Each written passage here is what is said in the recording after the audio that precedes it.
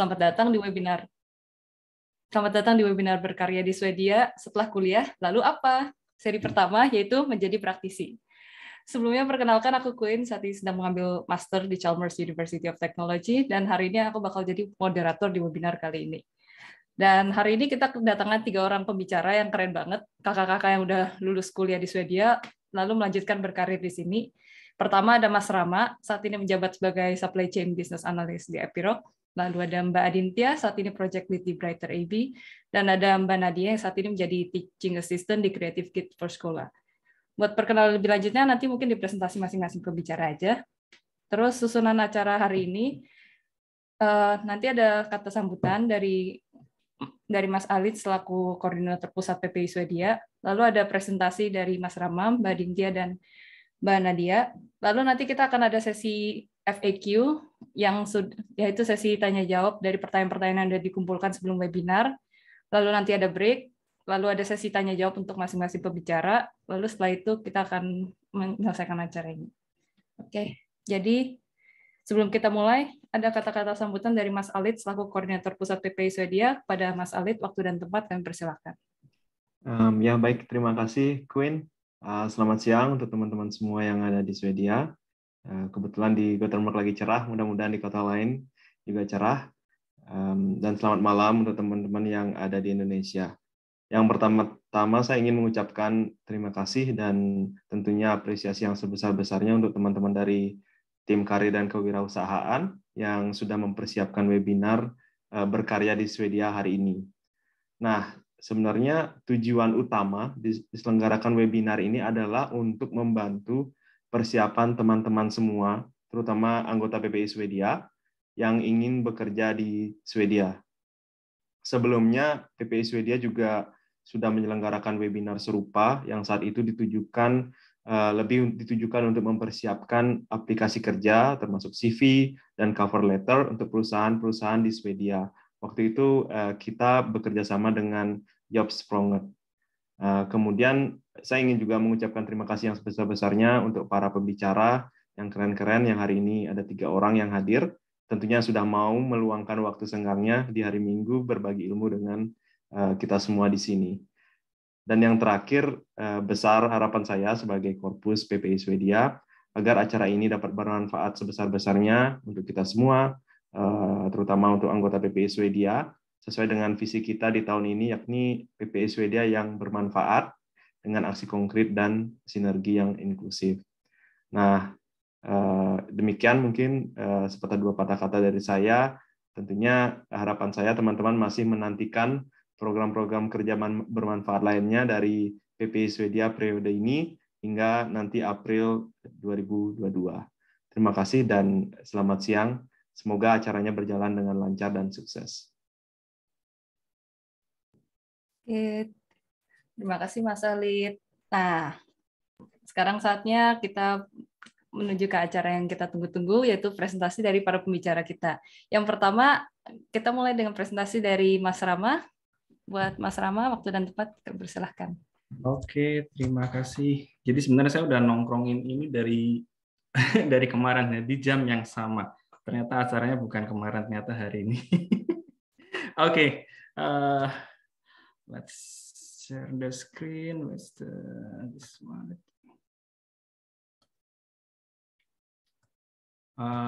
Udah bisa kelihatan belum ya? Udah. Sudah. Aku coba full screen. Oke. Oke, jadi kita mulai aja. Jadi sesuai judulnya tentang bagaimana berkarya di Swedia. Jadi saya cuma nyiapin 3 slide, semoga waktunya cukup. Nanti tolong ingetin kalau emang aku terlalu ngelantur ngomongnya, kalau udah lebih diingetin aja.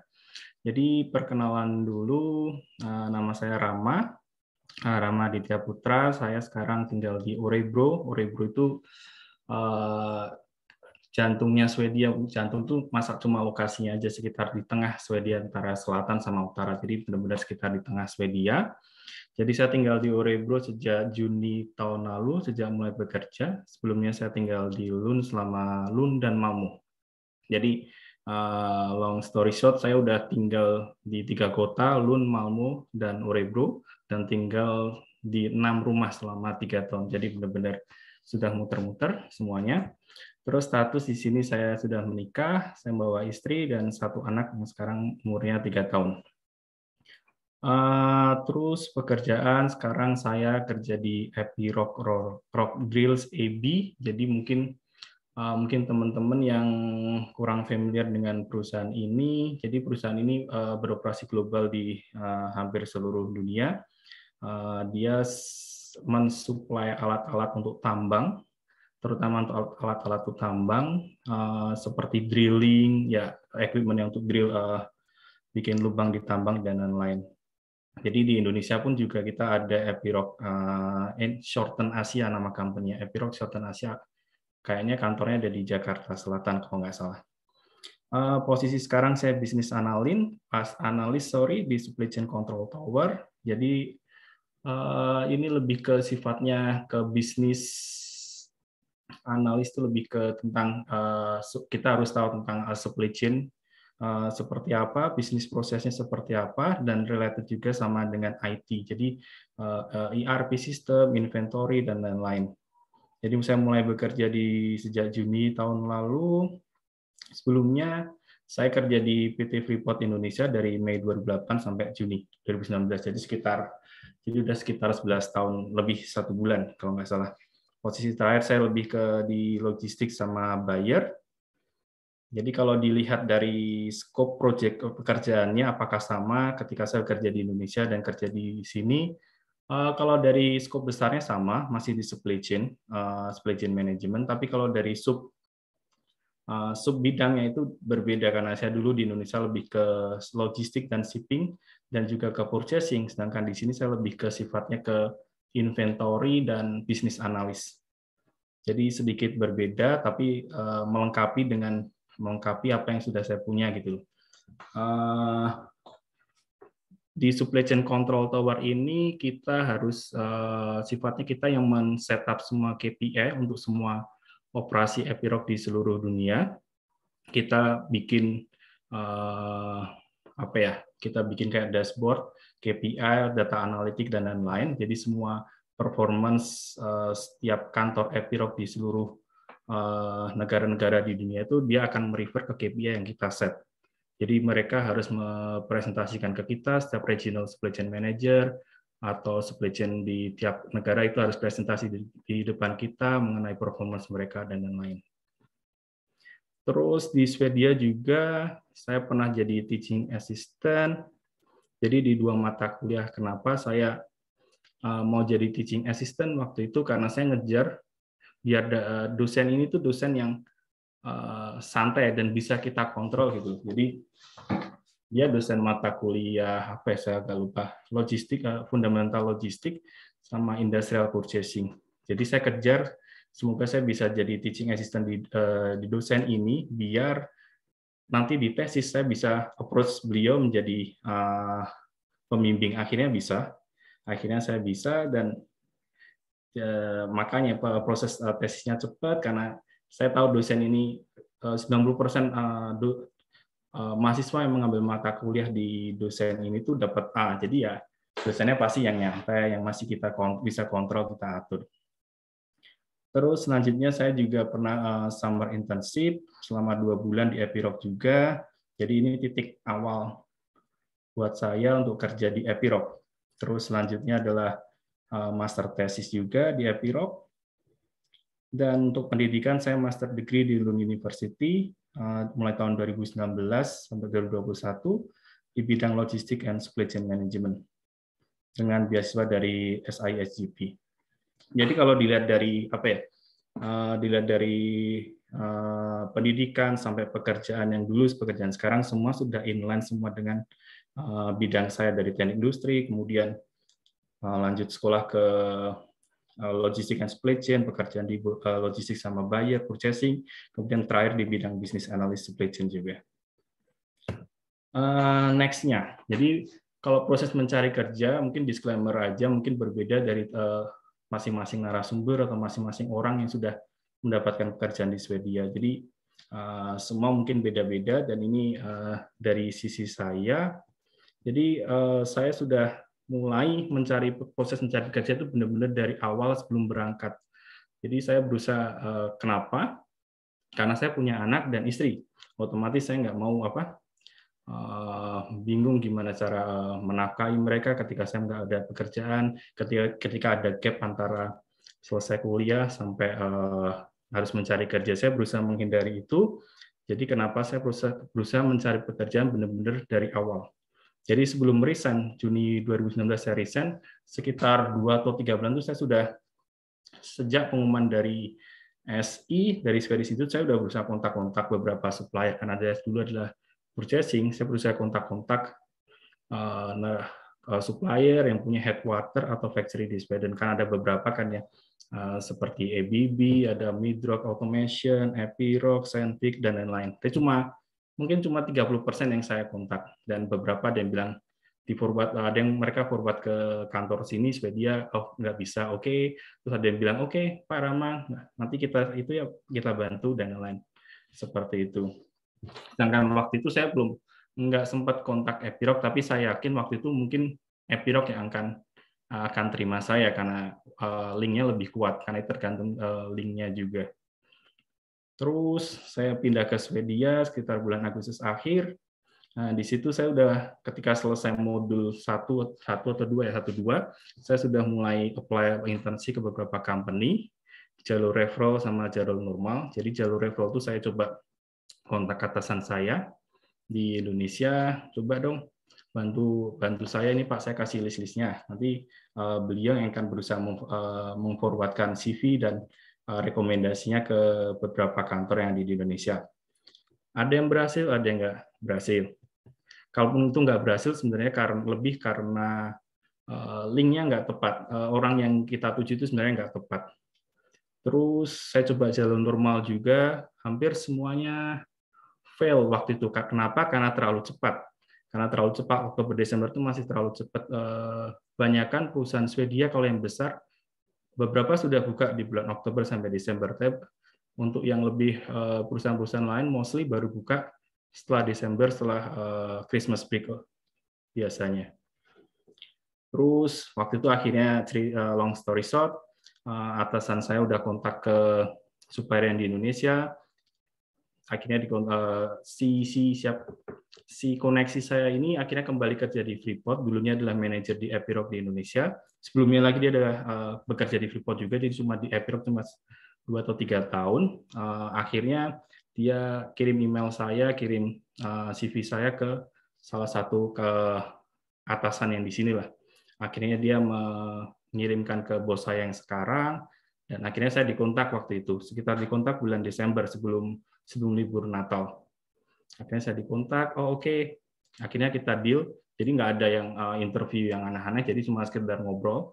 Akhirnya oke. Akhirnya saya bisa mulai internship di bulan Juni sampai Agustus 2020, jadi summer. Jadi ya nggak akan ada liburan summer ke negara-negara Eropa dan lain-lain, jadi karena kita fokusnya lebih ke berusaha mencari pekerjaan ke depan, fokusnya juga lebih ke gimana untuk anak istri bisa hidup layak di sini dan lain-lain. Jadi kita lebih fokus, oke, kita harus cari kerja, internship. Jadi kita lupakan liburan yang fancy dan lain-lain. Jadi di situ saya dapat project untuk menyelesaikan dalam 2 bulan. Tapi sebenarnya waktu intensitas ketemu dengan si atasan saya sebenarnya cuma sebulan, karena tahu sendiri di Swedia mostly 1 bulan itu benar-benar break, orang lain semua libur. Jadi saya manfaatkan benar, 3 minggu awal saya selesaikan dengan cepat dan selesai. Jadi di situ tugas saya lebih sebenarnya lebih berhubungan dengan tim-tim yang di negara-negara seperti India, Spain, Turki, dan lain-lain. Jadi kunci yang pertama adalah kita harus sebisa mungkin tunjukin performance kita yang terbaik. Yang kedua, berusaha selesaikan dengan cepat. Nah, itu cara kita menunjukkan kalau kita capable gitu loh. Terus selanjutnya, waktu sebelum selesai pun dibilang, oke, kalau nanti ada posisi, bolehlah kita hire. Tapi saya ingat waktu saat itu kan awal-awal pandemik ya. awal-awal pandemik itu urusan lagi freeze untuk rekrutmen dan lain-lain, dan bahkan mostly offline dan freeze rekrutmen, otomatis saya nggak bisa berharap banyak. Saya tetap berusaha mencari yang lain. Selanjutnya, waktu itu saya juga udah deal sama atasan, Pak, gimana kalau saya master thesis juga di sini? Oh, oke, nggak apa. Berarti oke, saya udah pegang satu company gitu loh. Oke, berarti saya bisa master thesis untuk tahun depan. Oh, sorry, bukan tahun depan ya? Ya, sorry, benar, tahun depan, 2021, sorry, salah. Tapi saya ketika setelah selesai internship, saya tetap berusaha mencari-cari company yang lain. Saya apply ke A, apply ke B, saya mencoba jalur referral juga, dan gagal. Akhirnya balik lagi, saya cuma bisa master thesis di Epiroc, yaitu di bulan Februari sampai Mei 2020. Dan long story short, waktu itu sekitar bulan Februari, sebenarnya udah deal dari bulan Desember, sama seperti kita bulan Desember, kalau saya udah oke di Epiroc, tapi tanda tangannya baru sekitar Februari akhir. Dan di Februari juga, waktu itu atasan saya yang sekarang ini menawarkan juga job offering, karena waktu itu sudah nggak freeze lagi, mereka buka 4 posisi untuk di control tower. Jadi sebenarnya control tower itu yang pegang adalah PwC, consultant, sekarang kita pegang semuanya.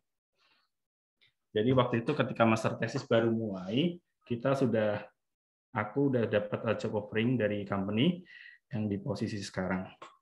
Dan ya pokoknya intinya di internship atau master thesis sebisa mungkin tunjukkan performance kita yang baik, kita kalau capable di bidang itu, dan sebisa mungkin kerjakan lebih cepat. Sama seperti tesis saya, kan harusnya Februari sampai Mei. Waktu itu kayaknya saya cuma selesai 2,5 bulan atau 3 bulan sudah selesai semuanya. Next, ini slide terakhir.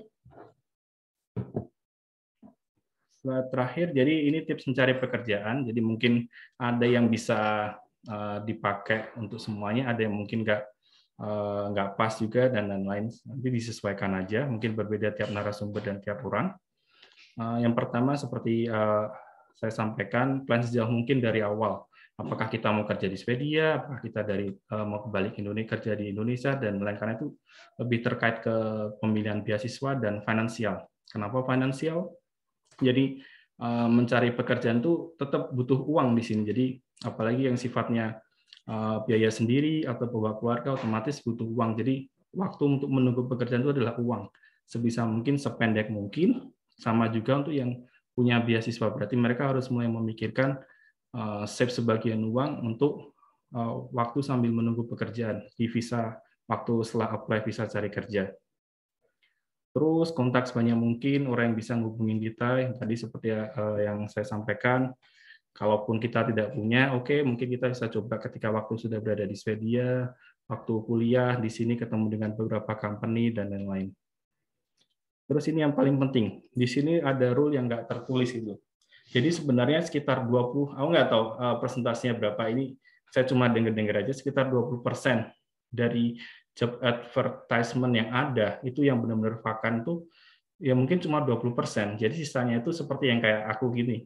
Jadi kandidat sudah ada, tapi mereka akan post di LinkedIn, mereka akan post di kayak iklan yang dinas tenaga kerja, karena itu wajib selama beberapa hari, itu wajib. Jadi seakan-akan kandidat yang di luar tuh apply itu kayak melihat, oh ini ada yang kosong, padahal sebenarnya kandidat itu sudah terisi. Jadi ingat rule yang ada di sini, mungkin berbeda di Indonesia, berbeda aplikasinya juga. Terus untuk selanjutnya apply internship untuk summer break itu apply lebih awal, karena mostly perusahaan besar udah buka sekitar bulan November, Desember, Januari. Tapi beberapa perusahaan yang lebih medium, smaller mungkin baru Januari. Tetap apply aja lebih awal, mencoba selangkah lebih maju daripada yang lain. Biasanya ada career fair di kampus, coba ngobrol sama talent acquisition di sana, HR-nya dan lain-lain. Terus pokoknya mencoba wait a moment. Oke, waktu saya tinggal 1 menit. Jadi selanjutnya biasanya karena di Swedia itu internship sama dengan tesis sama dengan nggak mesti seperti itu sih, tapi biasanya kalau kita sudah performance oke di internship, kita bisa dapat tesis di perusahaan, dan otomatis kurang lebih kita bisa dapat chemistry yang bagus dengan atasan supervisor kita, kemungkinan pekerjaan bisa kita dapetin. Terus apply pekerjaan jangan terlalu awal, karena biasanya kalau terlalu awal tuh banyak banget rejection email. Kayak saya, misalnya buat Juni kan setelah lulus, saya coba apply dari Desember tuh banyak banget, Desember sampai Februari terlalu banyak rejection email. Jadi mendingan apply itu sekitar bulan Maret, karena kan kita baru mulai kerja bisa Juni, jadi biasanya proses 2-3 bulan. Jadi mulailah apply pekerjaan bulan Maret. Karena kalau apply dari Desember, Januari, kebanyakan mereka itu untuk posisi yang masuk kerja bulan April. Terus tetapin target berapa aplikasi tiap hari. Kemudian belajar bahasa Swedia kalau memang bidangnya menuntut itu. Tapi kalau enggak, kayak saya lebih baik belajar kayak data analitik, IT, dan lain-lain. Dan terakhir adalah update LinkedIn. Mungkin kalau buat saya sih kurang berguna, tapi buat orang lain saya mendapat beberapa cerita dari teman-teman. Kebanyakan ada yang dikontak dari recruiter, dari pemilik perusahaan lewat LinkedIn. Jadi sebisa mungkin sekitar bulan Maret udah update di LinkedIn, kapan kita lulus, passionate kita bekerja di bidang apa. Oke, mungkin itu aja yang bisa saya share. Nanti mungkin teman-teman yang lain bisa melengkapi. Oke, terima kasih untuk waktunya. Saya kembalikan lagi. Oke, terima kasih Mas Rama buat presentasinya keren banget. Jadi kalau bisa dibilang kuncinya adalah mencari dan planning sejak dini dan tunjukkan performance yang terbaik ya. Oke, buat teman-teman yang nanti mungkin ada pertanyaan buat Mas Rama bisa disimpan dulu atau diketik di chat. Nanti di akhir dari webinar kali ini akan kita tanyakan. Oke, lalu kita selanjutnya ada presentasi dari Mbak Aditya. Silakan Mbak Aditya. Oke, aku share screen ya.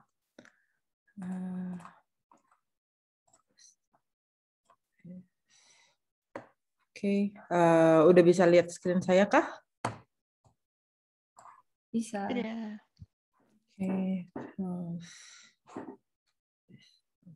Oke. Selamat siang buat teman-teman yang ada di Swedia dan di Eropa, dan selamat malam buat teman-teman yang ada di Indonesia. Nama saya Gusti Adintia Putri, atau bisa dipanggil dengan Adin. Saya hari ini akan share pengalaman saya mulai dari studi dan sekarang saya bekerja di Swedia. Oke. Jadi profil saya ini sebenarnya sebelum saya pergi ke Swedia, saya ini pendidikan sebelumnya adalah dokter, lulus dari Universitas Pajajaran tahun 2016. Dan untuk setelah pendidikan dokter ini kan setelah lulus dokter ada program namanya internship, di mana itu untuk mengesahkan izin untuk prakteknya. Jadi waktu itu saya setelah lulus, saya internship selama 1 tahun.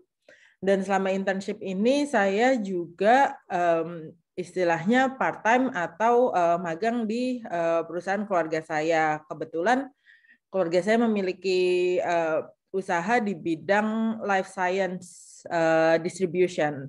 Jadi untuk distribusi reagen dan alat-alat kesehatan IVD lainnya. Dan setelah selesai internship itu saya ada di istilahnya itu persimpangan, karena kan untuk menjadi dokter di Indonesia itu mostly jalurnya adalah menjadi dokter spesialis. Dan untuk menjadi dokter spesialis itu ada proses residensi, yang residensinya itu sekitar 3-4 tahun, tergantung. Kalau ingin jadi dokter bedah itu bisa sampai 5 tahun residensinya. Dan 5 tahun ini benar-benar istilahnya itu kerja rodi ya, karena kan dalam 1 minggu bisa 80 jam lebih jam kerjanya. Jadi masuk klinik siang, terus malamnya jaga, terus besoknya masuk lagi, dan sebagainya. Dan saya lihat karena waktu itu sempat magang di perusahaan keluarga juga, saya lihat bahwa sebenarnya industri kesehatan itu bukan cuma yang ada di klinik. Industri kesehatan itu juga ada proses pembuatan vaksin, ada proses development alat-alat kesehatan dan implementasinya. Dan itu adalah sesuatu yang saya ingin eksplor pada saat itu. Dan saya mulai mencari-cari gimana ya caranya supaya saya bisa pindah, masih tetap di industri kesehatan, tapi pindah aspek dari aspek klinik, pindah ke aspek industri. Waktu itu saya coba apply kerja di Indonesia, tapi cukup sulit karena kan background-nya benar-benar klinisi. Dokter, internship, praktek di Indonesia, dan waktu itu juga saya sempat jadi istilahnya dokter di turnamen tenis dan sebagainya. Dan kalau saya masuk misalkan consulting dan lain-lain itu kan background-nya nggak cocok. Jadi waktu itu saya mencari program apa ya yang bisa membuat saya punya pengalaman dan punya skill untuk pindah ke bidang industri kesehatan non klinisi. Dan saya menemukan program di Karolinska Institute, Master in Medical Science majoring bioentrepreneurship. Jadi program ini uniknya adalah dia menggabungkan antara kedokteran, inovasi, dan kewirausahaan. Dan di dalam program ini ada 3 slot internship. Jadi ketika tahun pertama itu ada sekitar 8 minggu internship sebelum summer. Terus di autumn semester itu ada 12 minggu. Dan juga untuk master thesis itu sangat direkomendasikan untuk join dengan perusahaan di bidang kesehatan. Jadi ada yang di bidang medical technology atau medical device, ada juga yang di bidang biotech, dan ada juga yang di farma. Dan saat ini sekarang saya di Swedia dari tahun 2018, lulus dari KI tahun 2020. Dan saat ini saya berarti tahun keempat di Swedia. Saya bekerja sebagai Project Lead Market Intelligence di Brighter. Berikutnya saya akan share sedikit bagaimana ceritanya saya bisa sampai di posisi saat ini di Brighter. Jadi saya mulai dari internship pertama di KI. Ini saya di suatu startup di bidang digital health, namanya Endometrix. Startup-nya ini cukup kecil karena waktu itu hanya ada 3 foundernya. Jadi saya bersama salah satu classmate saya di-assign untuk practical placement pertama ini di Endometrix. Di situ saya belajar banyak sih, dari mulai mereka qualitative analysis untuk develop programnya, untuk develop produknya, sampai pitching ke venture capital atau dapetin grant supaya bisa develop further dari produknya. Karena ini perusahaannya masih sangat belia dan mereka 3 co-founder ini konsepnya masih bootstrapping. Jadi mereka masih punya pekerjaan lain untuk istilahnya untuk kehidupan sehari-harinya dan belum bisa full time di startup mereka. Dan ketika saya dari internship pertama untuk mencari internship kedua, jadi waktu itu untuk autumn 2019, saya waktu itu mencari apply ke berbagai macam perusahaan, baik dari pharma sampai biotech sampai medical device. Kemudian saya ini waktu itu juga interview ada kalau nggak salah 5 atau semacam 5 atau lebih ya mungkin, dan dari berbagai perusahaan, dari yang juga small company yang hanya ada 2 atau 3 orang, sampai ada ke multinational company juga di Swedia. Jadi perusahaan multinasional yang mereka punya cabang di Swedia. Dan untungnya untuk internship ini adalah, kan biasanya untuk internship karena ini merupakan salah satu bagian dari kuliah saya, biasanya internshipnya adalah unpaid internship. Dan untuk di Swedia, kalau di bidang life science, perusahaan-perusahaan di Swedia itu sangat welcome untuk student bisa magang di perusahaannya. Karena biasanya menurut mereka student ini akan punya ide dan punya perspektif baru yang bisa istilahnya refresh tim mereka. Dan pada saat itu saya memilih perusahaan untuk memilih internship di Brighter karena untuk melihat ukuran perusahaannya, mereka ini sudah ukurannya medium size company, sekitar 50 employee pada saat itu. Terus kemudian saya lihat mereka ini ada rencana untuk ekspansi ke Southeast Asia dan ke Indonesia. Dan oleh karena itu ketika saya apply, mereka ngelihat wah ini cukup menarik karena mereka ingin ekspansi ke Southeast Asia dan saya background-nya memang dari Southeast Asia. Dan saya juga melihat dari situ, oh ini merupakan ada opportunity untuk employment jangka panjang setelahnya. Itu juga salah satu pertimbangan ketika saya milih internship saat itu. Jadi karena waktu itu summer 2019 ya, berarti itu saya benar-benar nyari internship begitu banyak. Akhirnya dan saya bikin decision matrix untuk perusahaannya cukup besar atau enggak untuk saya bisa grow, dan seberapa istilahnya seberapa nyaman ketika saya interview, seberapa tertarik saya dengan proyeknya, dan yang salah satu yang saya pertimbangkan saat itu adalah employment opportunity jangka panjangnya.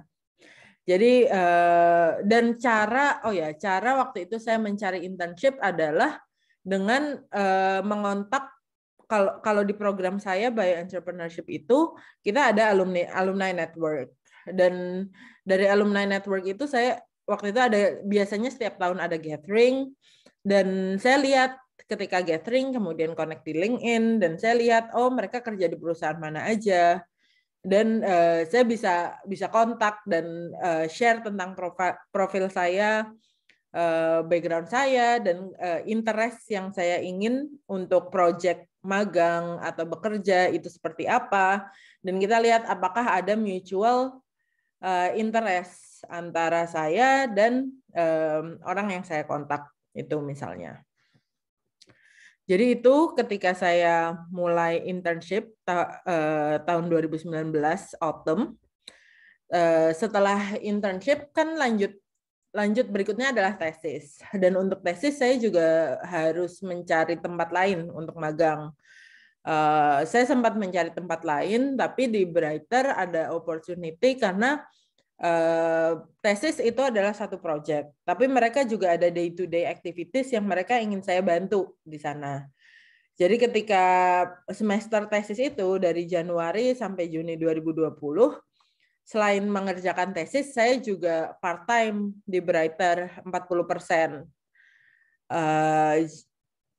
Jadi saya juga ikut masuk ke tim mereka, dan dan itu udah mulai pandemi ya, di Maret 2020. Jadi cukup sulit waktu itu mencari kerja, dan ketika sekitar bulan Mei ketika saya sudah mau lulus, mereka alhamdulillah waktu itu mereka offer untuk full time berikutnya setelah saya lulus. Jadi saya lanjut bekerja di perusahaan yang sama sampai sekarang. Dan pekerjaan saya di Brighter, awalnya saya adalah market analyst. Jadi untuk melihat market apa saja sih yang istilahnya worth untuk going into. Jadi melihat beberapa, kan mereka istilahnya going global. Jadi market apa aja dan bagaimana regulasi medical device di negara itu, dan karena mereka ada perusahaan digital health, jadi saya juga melihat tentang international roaming dan aturan-aturan telekomunikasi lainnya. Dan ketika saya part-time, role saya adalah untuk business development. Jadi untuk ketika memutuskan masuk ke suatu negara dan ekspansi, kami analyze siapa saja sih key opinion leader-nya, di negara itu dan engage dengan key opinion leader, dan kira-kira kalau misalkan kita launch pilot atau bikin joint project dengan key opinion leaders tersebut, apakah mereka tertarik dan sebagainya. Itu role saya sebagai business development officer waktu itu. Dan saat ini saya bekerja sebagai project market intelligence. Jadi kebetulan saya di Brighter ini, pengalaman saya dari saya masuk sampai sekarang itu karena perusahaannya waktu itu baru dapat CE mark atau izin edar untuk alat kesehatannya. Jadi sampai sekarang saya juga grow dengan perusahaannya, berkembang dengan perusahaannya dari mulai market analyst, kemudian business development, sampai sekarang saya manage atau manajemen project untuk user test dan clinical trials di Southeast Asia dan juga di negara lain di Eropa. Jadi itu yang dan saya jadi tugasnya kurang lebih adalah untuk manajemen proyek, uji pengalaman pengguna, dan juga ada clinical trials, dan ada publikasi medis dan lainnya. Selain itu juga dari user test dan clinical trials ini, bagaimana sih feedback untuk development produk berikutnya. Jadi untuk slide berikutnya, I think this is my last slide, and good to know, dari pengalaman saya kira-kira apa sih yang bisa diambil dan didengar oleh teman-teman. Yang pertama adalah menurut saya, your network is your net worth. Jadi kalau di Swedia ini seperti tadi yang disebut oleh Mas Rama, kebanyakan perusahaan yang publish job advertisement itu sebenarnya sudah ada kandidatnya. Dan karena biasanya orang Swedia ini punya kecenderungan mereka akan lebih nyaman untuk bekerja ya dengan orang yang mereka kira-kira sudah garanti. Mereka sudah tahu, oh gimana sih kerjanya orang ini. Dan itu juga kenapa ketika saya waktu nyari internship bisa dapat 5 interview, karena masing-masing dari perusahaan ini ada referral. Misalnya waktu itu ada perusahaan yang salah satu perusahaannya adalah mereka bekerja di coworking space yang sama dengan tempat saya magang yang pertama. Itu mereka bisa jadi lead untuk bisa dapat interview atau bisa ngobrol lebih jauh, karena kan mereka berarti kenal dengan kolega saya yang saya internship sebelumnya. Mereka bisa tanya bagaimana performance saya dan sebagainya. Dan juga ada 2 perusahaan lain yang saya dapat referral dari teman saya. Misalkan teman saya yang sudah magang di perusahaan itu sebelumnya atau yang sudah bekerja di perusahaan itu, dan mereka biasanya tanya, mereka biasanya akan bilang, oh ini ada teman saya yang bekerja dengan program yang sama, studi dengan program yang sama, dan profilnya seperti ini. Jadi share CV saya lewat teman, itu juga bisa. Dan yang ketiga yang tadi saya cerita, bagaimana saya bisa dapat di Brighter adalah ngontak dengan alumni perusahaan saya, alumni program di mana saya belajar di KI waktu itu. Dan yang kedua, saran saya adalah know your strength. Jadi kalian harus tahu kira-kira skill kalian ini kuatnya di mana. Interest kalian ini mau arahnya kemana. Dan dicocokkan dengan kebutuhan market saat itu. Jadi kalian kan bisa lihat kalau job ads biasanya apa sih kalau buat entry level gitu misalnya.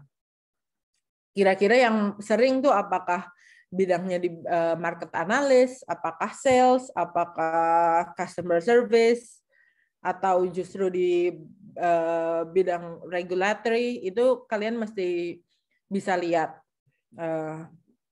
Terus yang ketiga, the best time to start is now. Karena itu tadi, biasanya orang Swedia ini akan nyaman ketika mereka sudah kenal sebelum di-hire. Jadi the best time to start is now, either dengan kalian misalkan mulai merapikan CV, mulai update di LinkedIn, atau mulai ikut acara-acara networking misalnya.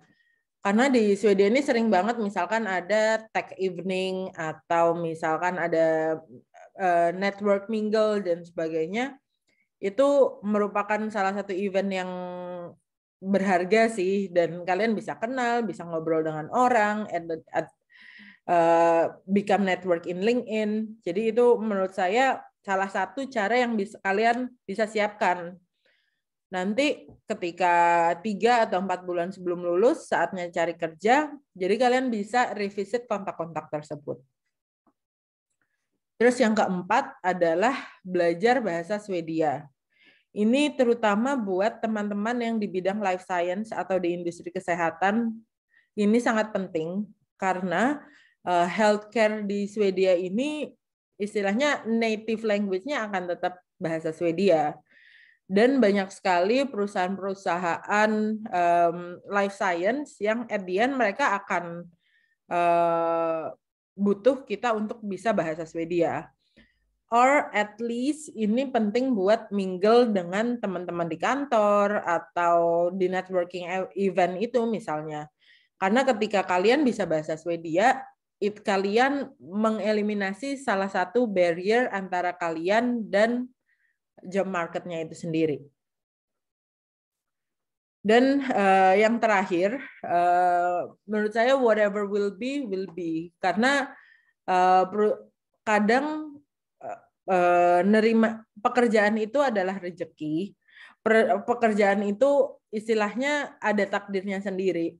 Saya ada seorang teman yang karena dulu kami lulus itu ketika masa-masa pandemi ya. Jadi dia udah 1 tahun lebih cari kerja, nggak dapat. Sampai suatu hari dia dapat kerja dalam 1 minggu. Jadi langsung ketemu, sama waktu itu lagi networking event, dia ketemu dan lanjut waktu itu Vika dengan calon bosnya, dan minggu berikutnya langsung dapat offer pekerjaan. Jadi tetap harus berusaha, tapi juga harus ingat bahwa kadang yang namanya rezeki itu bukan kita yang ngatur. Tapi yang harus kita lakukan adalah berusaha semaksimal mungkin. Itu aja sih kayaknya dari saya. Semoga bermanfaat dan nanti silakan kalau ada yang mau ditanyakan. Terima kasih. Oke, makasih Mbak Adin buat sharing yang keren banget. Jadi kuncinya kalau boleh disimpulkan adalah networking. Ya. Nanti kalau ada yang punya pertanyaan boleh dikirim di chat.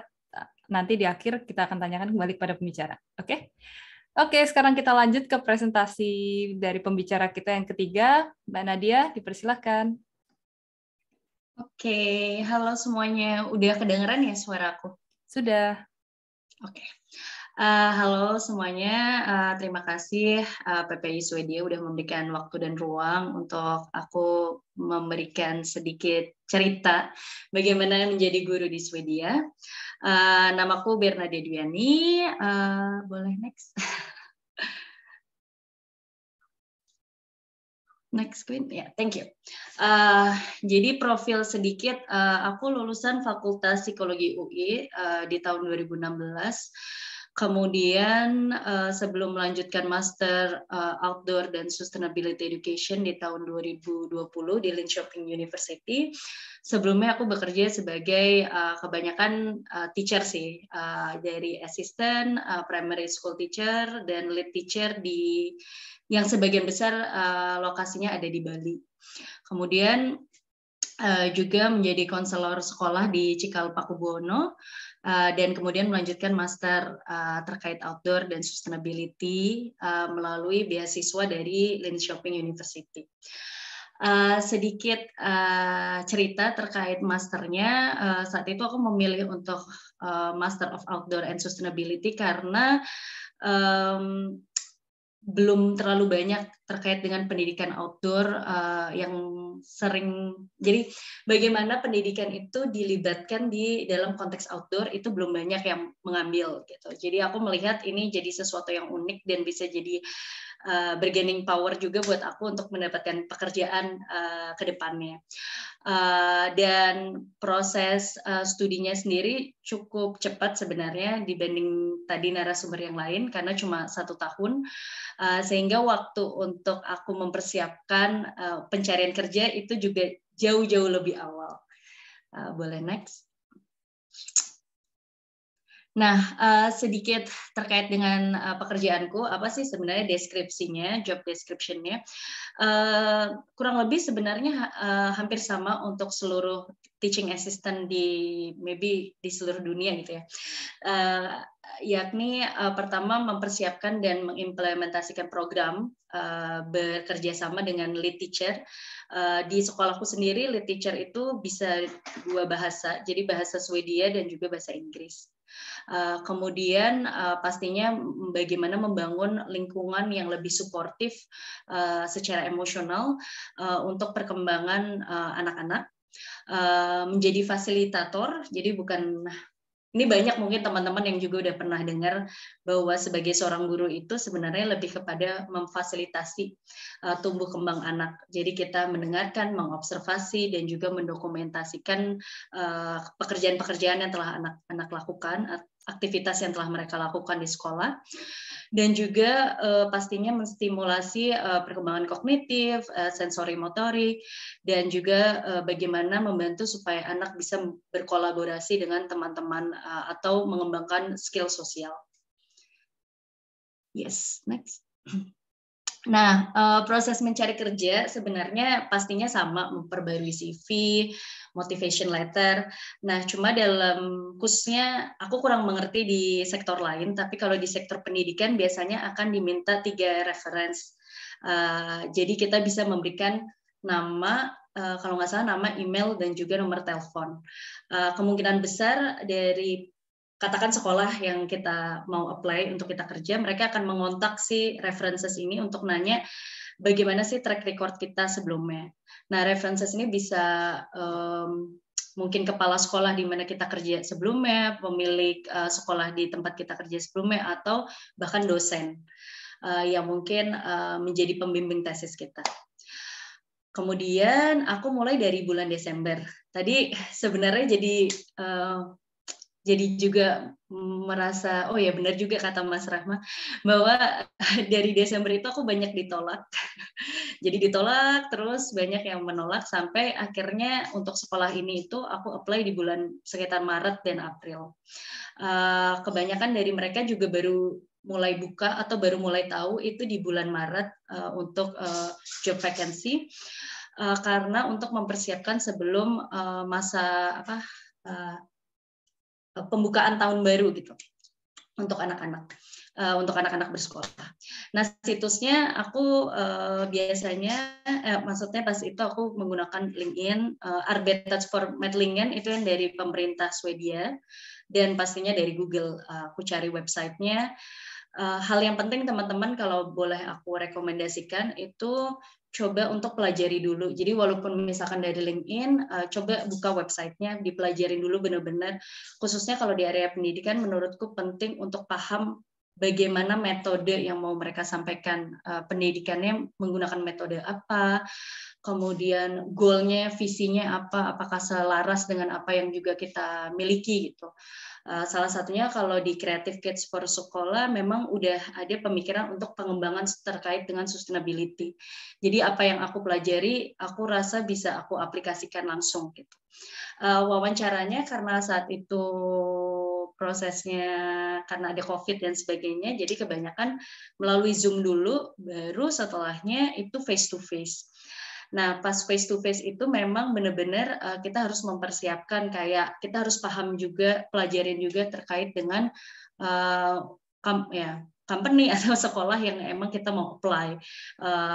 Mereka historinya seperti apa, fokusnya di apa, dan saat kita wawancara ya kita mencoba untuk bahwa kita adalah seorang kandidat yang punya potensi besar dan bisa memberikan sesuatu untuk sekolah ini, perkembangan untuk si sekolah ini. Gitu.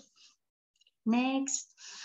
Oke, ini sedikit sih, cuma mau menjabarkan profesionalitas dalam konteks yang aku alami gitu di Swedia. Itu integritas, kompetensi itu dilihat. Jadi kalau kata direktur yang mewawancarai direktur sekolahku, mereka bilang kompetensi ku itu benar-benar dicek banget. Jadi nggak cuma masalah experience yang aku punya, tetapi juga misalkan aku udah ikut seminar apa, aku ngeluarin public nulis apa aja, dan itu semuanya inline sama keinginanku untuk bekerja di area pendidikan dan juga anak gitu ya.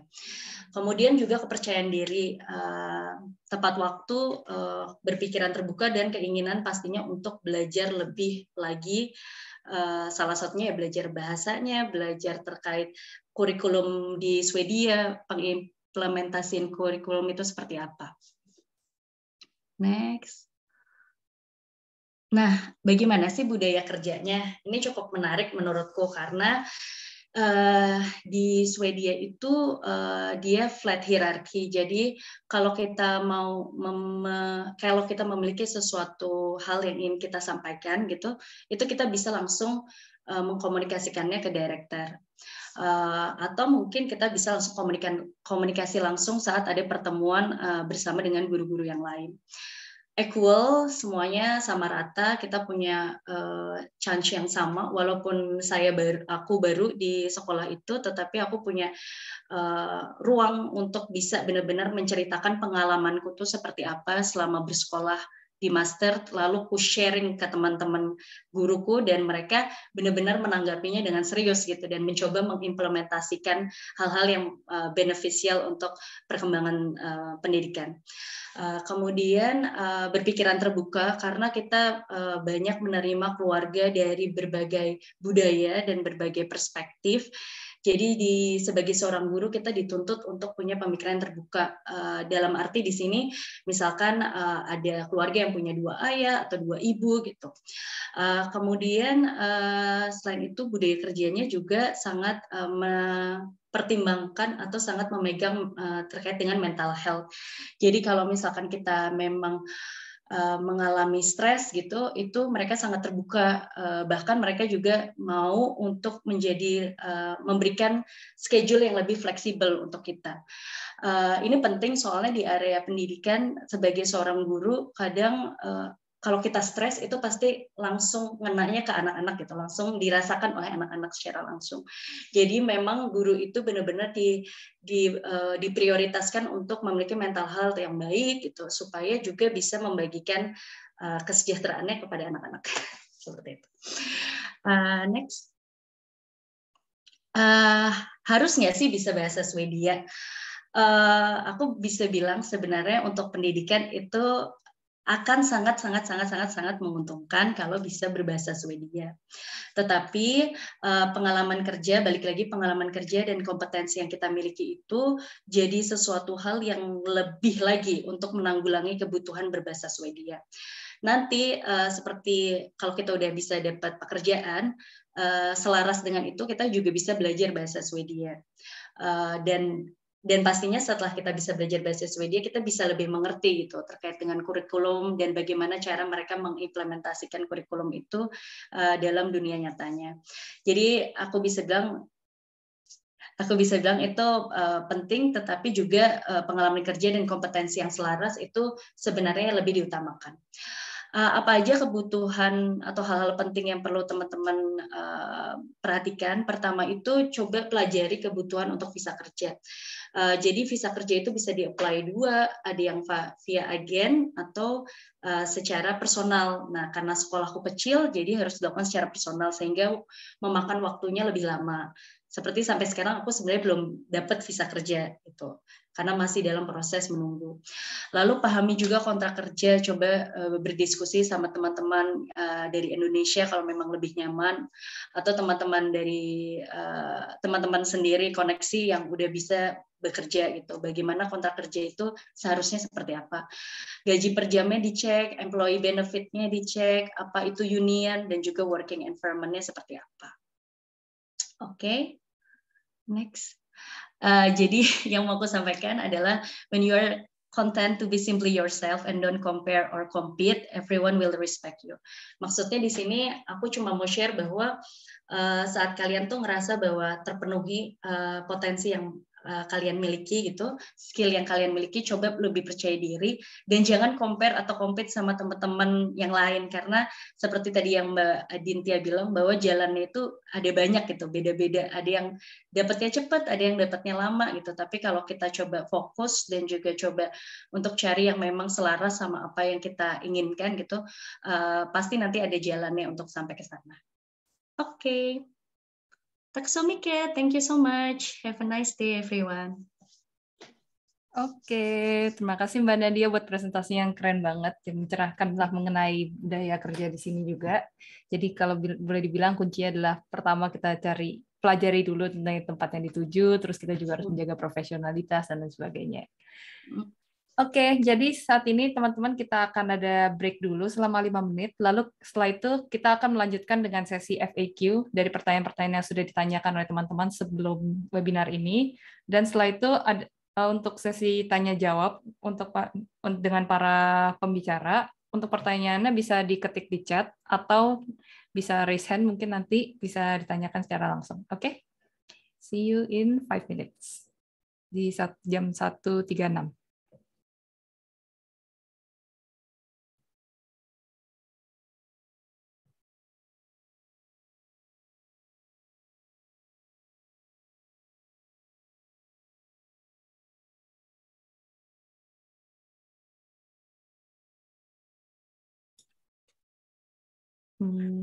Aku bisa mulai sih.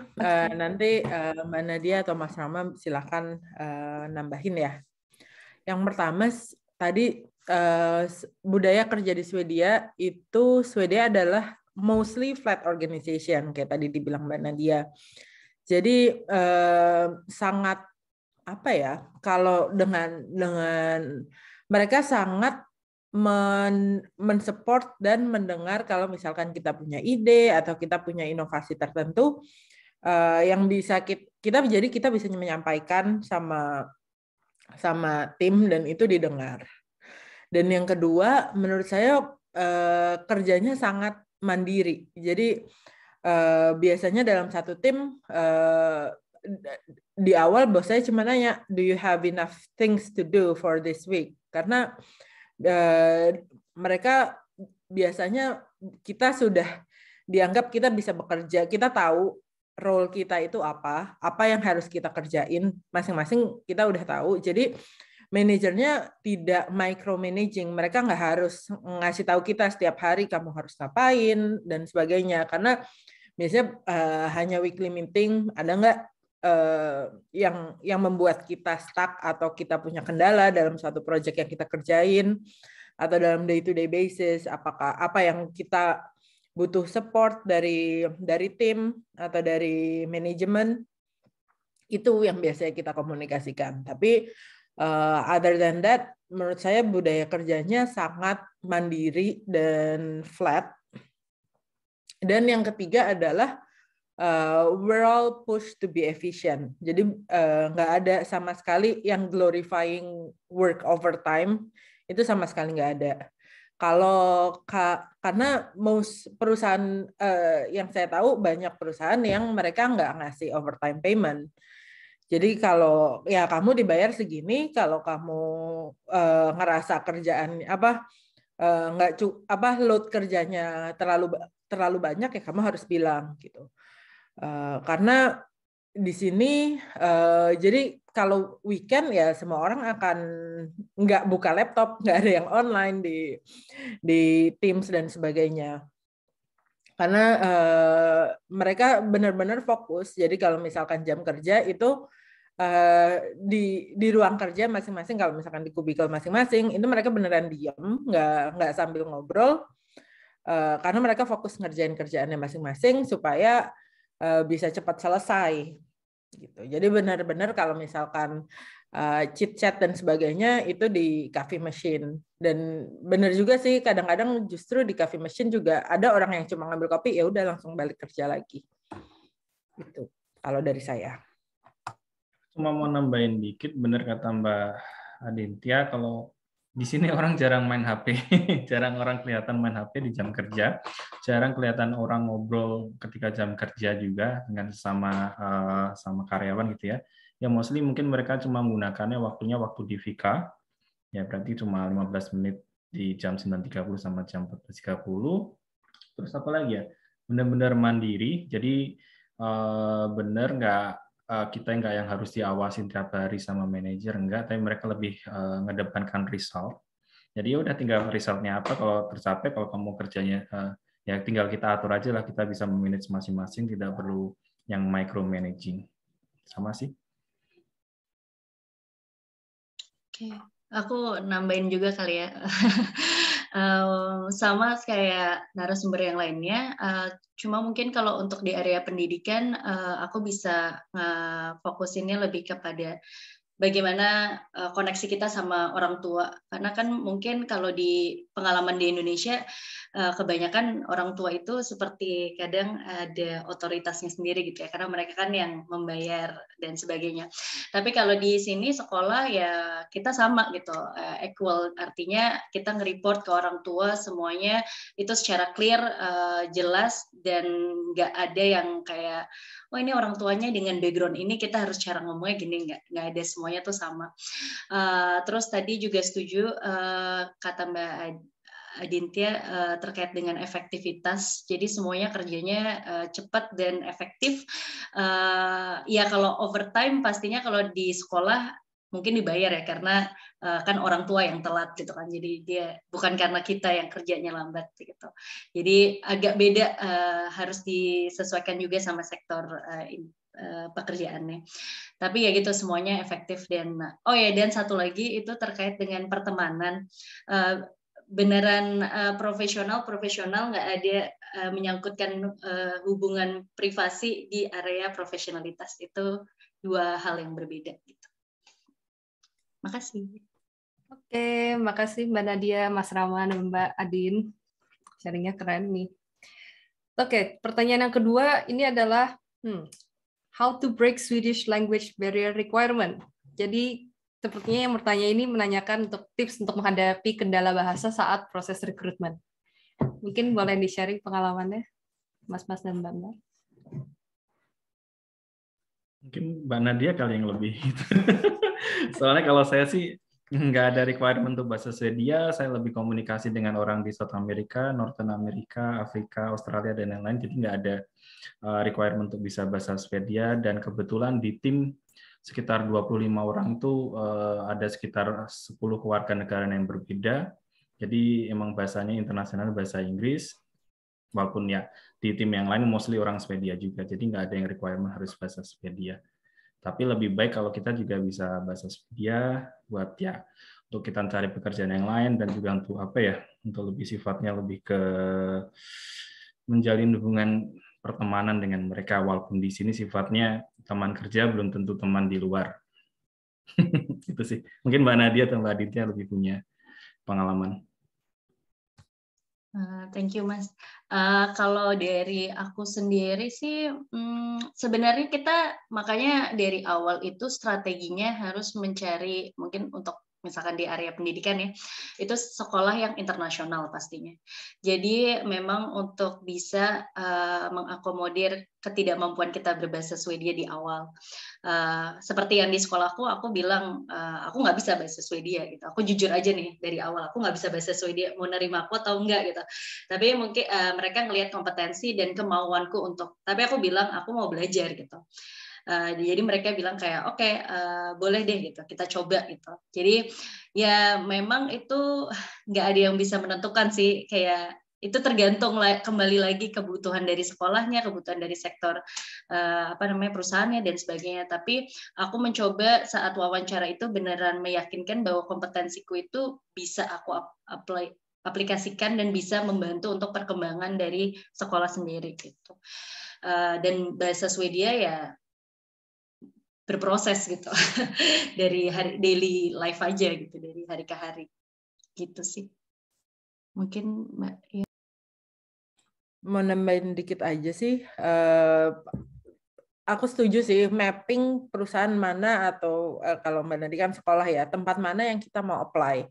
Karena kan ada beda-beda perusahaan, mereka punya fokus yang beda-beda. Misalkan perusahaan Swedia, kayak tempat saya bekerja sekarang, mereka fokusnya untuk expand dengan market luar negeri.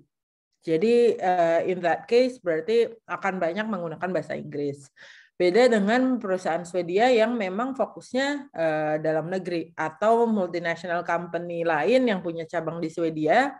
Biasanya mereka akan require Swedish karena tugasnya untuk engage dengan customer di Swedia.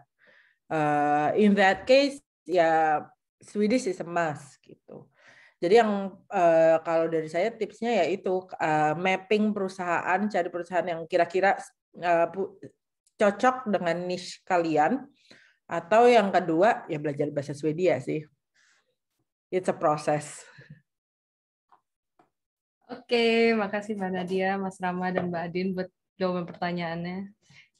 Terus sekarang kita punya pertanyaan dari audiens kita. Yang pertama, pertanyaan buat Mas Rama. Apakah ada tips untuk mendapat referral internship? Terima kasih sebelumnya. Boleh, Mas? Oke. Jadi referral. Yang pertama otomatis kalau kita dulu bekerja di Indonesia, apakah kita punya atasan kita, apakah kita punya referral di company lain yang bisa menghubungkan kita dengan perusahaan yang ada di Swedia. Kalaupun kita nggak ada, kita coba cari yang waktu di career fair, yang waktu kita, misal kita sudah datang ke Swedia, kita coba ke career fair, coba ngobrol. Cara lain, kalau menurut saya yang lebih itu coba kontak senior-senior di mana mereka bekerja, coba tanya apakah ada lowongan di sana. Nanti orang itu akan bisa menghubungkan, bisa menanyakan di posisi di beberapa departemen, punya nggak sih lowongan untuk tesis untuk bulan summer, for example, atau untuk di tesis atau untuk summer internship seperti itu. Kayak kapan tuh ya ada beberapa teman yang nanya, punya nggak referral di tempat lain? Aku cuma kasih dari teman-teman, aku ngumpulin sebenarnya beberapa yang dari teman-teman satu jurusan, satu angkatan yang dari yang mereka dapat kerja magang dan master tesis di IKEA dan juga di Sandvik dan di perusahaan lain. Aku coba dapetin kontak orang-orangnya. Jadi kalaupun ada yang tanya, aku forwardin aja. Coba kamu tanya, aku kasih alamat email, coba deh kamu tanya ada posisi atau enggak, kayak gitu. Karena udah banyak orang Indonesia yang kerja di Swedia, jadi coba buka koneksi, buka. Oke, makasih Mas Rama. Terus ada ada pertanyaan yang kedua nih, sebentar. Oke, terima kasih kepada semua pembicara untuk sharingnya, memperkaya banget. Penasaran ketika dapat kerja di sana, seperti apa kesempatan untuk dapat PR di sana, dan seperti apa level kesulitan dari pengalamannya teman-teman untuk belajar bahasa Swedia di sana. Terima kasih. Mungkin ada yang bisa sharing.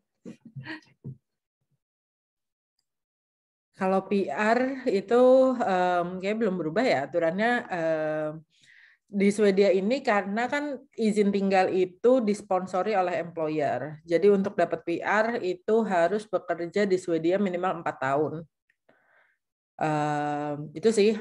Jadi ya harus bekerja 4 tahun dan biasanya mereka ada ketentuan untuk 2 tahun pertama. Kalau misalkan kita ganti pekerjaan, berarti kita harus apply visa lagi.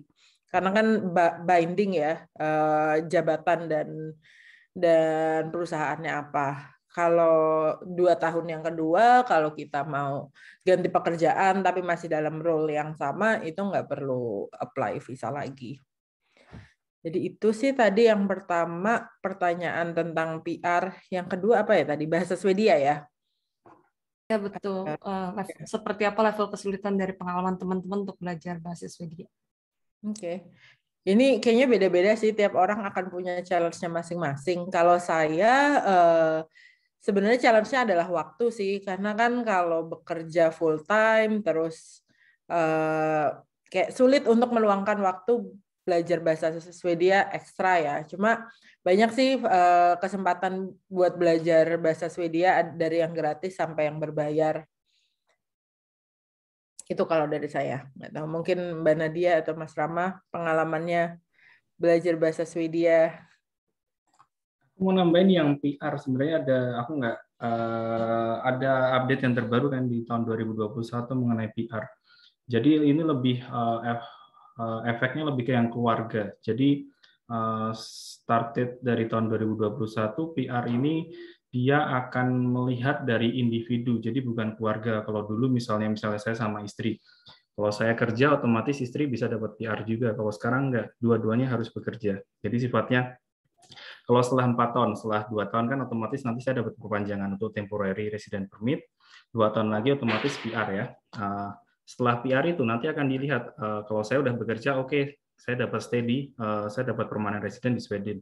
Tapi untuk istri saya di waktu itu kalau nggak bekerja, dia harus pulang ke Indonesia. Jadi itu ada aturan terbarunya seperti itu. Itu aja sih kalau saya update-nya. Oke, Mas Rama. Terima kasih. Aku mungkin mau nambahin untuk yang bahasa Swedia. Sedikit banyak sih sebenarnya kita, ya benar sih tadi emang waktu itu paling sulit kalau udah mulai kerja. Tapi di satu sisi juga ada kayak weekend kita bisa nyempatin untuk belajar, atau mungkin kalau di area pendidikan, balik lagi ke sektor pendidikan, daily life sih sama anak-anak, sama orang tua. Dan memang agak sulit, tetapi memang harus coba dipush, dipraktekin gitu. Karena kalau nggak dipraktekin, memang pada akhirnya nggak akan berkembang juga gitu bahasa Swedianya. Jadi lebih ke daily life-nya diicip-icip gitu, dicoba-coba bahasa Swedianya pas lagi beli lah, atau pas lagi ngobrol lah, seperti itu. Oke, makasih buat sharing pengalamannya. Dan pertanyaan yang ketiga ini, Hai, mau tanya seberapa pentingkah profil company yang kita apply? Misal, seberapa berpengaruh dengan approval visa kerja? Dan kalau punya pengalaman apply di startup, kira-kira apa yang perlu diperhatikan atau dipertimbangkan? Tak? Boleh. Mungkin aku bisa jawab dikit.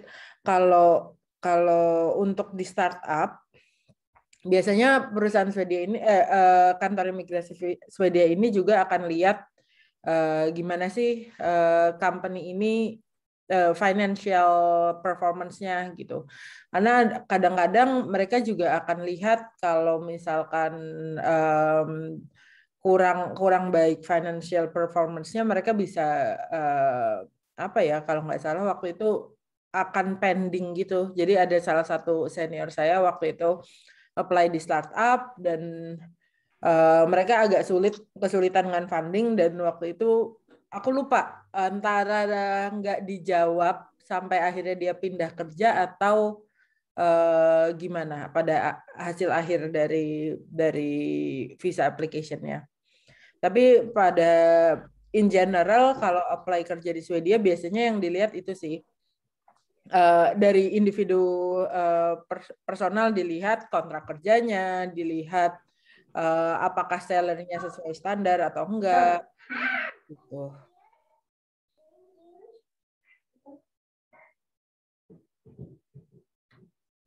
Oke, makasih Mbak Adin. Mungkin dari Iya. Ya. Silakan Mbak Nadia. Aku boleh nambahin? Ya, boleh. Jadi kalau kan misalkan melalui pengalamanku nih, aku kan belum dapat juga nih sebenarnya visa kerja, masih pending. Dan itu prosesnya nggak menggunakan agen atau apapun. Jadi karena ini sekolahnya sekolah kecil, jadi ini baru pertama kali sebenarnya mereka mencoba untuk meng-apply working visa untuk gitu kan. Nah itu awalnya itu nanti bisa dilihat teman-teman bagaimana di websitenya. Makanya tadi aku bilang coba baca dulu cara apply visa kerja itu seperti apa. Biasanya selalu harus di-approve dulu oleh union. Karena union itu memastikan bahwa gaji kita, salary kita itu sesuai sama posisi kita, dan juga financially si sekolah itu mampu nggak gitu. Nah, nanti setelah union approve, baru nanti dilanjutkan oleh migrasi. Nah, biasanya nanti migrasi minta juga tentang asuransi kita itu apa. Jadi kita dapat asuransi dari tempat kerja kita itu wajib. Kalau nggak ada, nanti makanya bisa ditolak gitu visa kerjanya. Jadi sebenarnya si migrasi ini ngebantu supaya kita itu bisa kerja secara aman di Swedia gitu. Makanya prosesnya mungkin jauh lebih lama. Itu sih yang aku bisa bilang. Terus makan waktunya memang itu sangat beragam. Ada yang dari cuma 2 bulan, ada yang cuma berapa minggu kalau pakai agen. Tapi ada juga yang sampai kayak aku udah hampir 6 bulan gitu. Jadi memang harus bersabar, tapi juga harus teliti dalam ngebaca proses untuk apply visa kerja dan kemampuan dari perusahaan atau tempat kita kerja untuk bisa ngebantu kita apply untuk visa kerja. Terima kasih Mbak Nadia. Apakah masih ada yang mau menambahkan? Enggak kayaknya. Oke deh. Oh, ada lanjutannya, ada pertanyaan yang PR tadi. Kalau spouse-nya nggak dapat kerja, ada possibility untuk stay juga nggak? Kalau misalnya nggak dapat PR atau misalnya temporary PR gitu?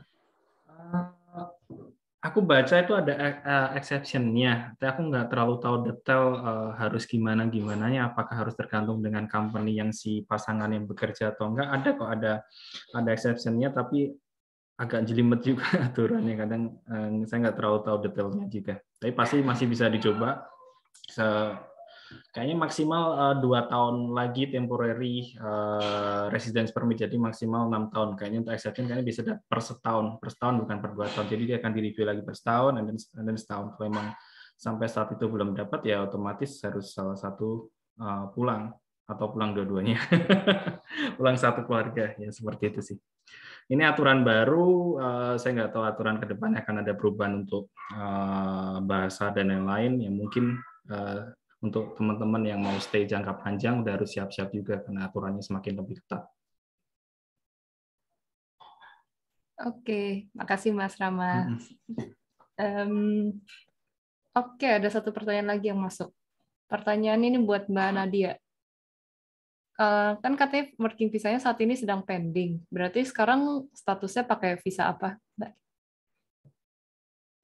Nah, ini juga sebenarnya jadi kalau aku boleh cerita, aku kan masuk menggunakan visa studi. Habis itu aku extend visa studiku karena pas itu tesisku belum selesai. Karena kan aku cuma setahun. Nah, saat extend itu aku dapat pekerjaan. Jadi habis itu aku coba apply working visa. Nah, prosesnya adalah kalau secara ini aku udah kontak migrasi dan mereka bilang diperbolehkan. Kalau memang kita dulu sebelumnya studi di Swedia itu saat menunggu working visa itu kita masih boleh bekerja dan menunggu di dalam Swedia. Gitu. Jadi sekarang itu prosesnya, jadi disebutnya aku nggak punya visa sih sebenarnya. Jadi kayak ya pending aja, masih pending dan menunggu. Gitu. Tapi kita punya hak untuk bekerja karena aku sebelumnya lulusan dari Swedia. Gitu. Oke, ya. Terima kasih Mbak Nadia. Yuhu. Ini apakah masih ada yang mau bertanya? Kalau ada yang mau bertanya, silakan langsung pencet raise hand aja, langsung ditanyakan juga boleh. Atau misalnya kalau enggak, lewat chat juga boleh. Kayaknya sih list pertanyaannya gitu aja sih sekarang. Baiklah, kalau misalnya udah nggak ada yang nanya, terima kasih buat semuanya. Terima kasih buat Mbak Adin, buat Mbak Nadia, buat Mas Rama, buat sharing yang keren banget hari ini. Benar-benar mencerahkan lah. Semoga bisa mencerahkan buat teman-teman yang memiliki niat untuk bekerja di Swedia setelah lulus. Nah, sebelum pesan sponsor buat webinar berikutnya, ada baiknya kita foto dulu. Jadi buat peserta-peserta yang misalnya bisa, boleh buka kameranya. Bentar, karena ini peserta lebih dari 25, kayaknya harus 2 layar ya, 2 kali ya. Oke deh. Bentar, screenshot. Halo Mbak Happy, halo Mbak Ayu. Oke, sepertinya sudah tidak ada yang buka kamera. Oke. 1, 2, 3. Bentar. Oke, sekali lagi. Halo Mas Radit. Halo Mbak Ranti. Asik, tambah rame. Oke, 1, 2, 3. Oke deh, terima kasih buat semuanya. Terima kasih buat yang sudah mendengarkan.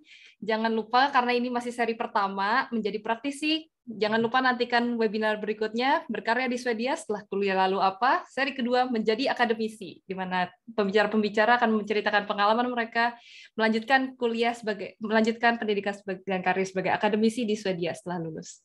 Oke, terima kasih semuanya. Sampai jumpa. Selamat siang buat teman-teman di Swedia dan selamat malam buat teman-teman di Indonesia.